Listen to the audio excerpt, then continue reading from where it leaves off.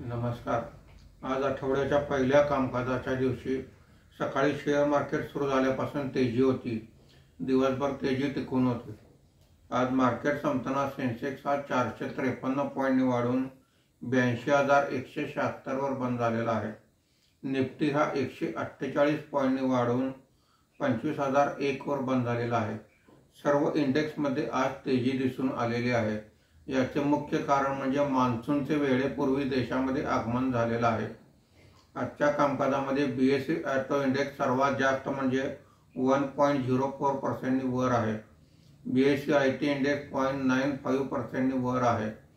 BSE mid cap index 0.56% आणि small cap index 0.48% वर आहे।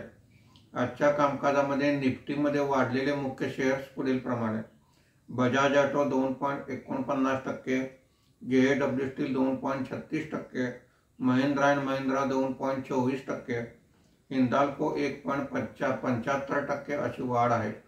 आज निफ्टीमध्ये घसरलेले मुख्य शेअर्स पुढील प्रमाणे: eternal 4.53%, Kotak bank 0.55%, UltraTech cement 0.49%, power grid 0.47% अशी घसरण आहे।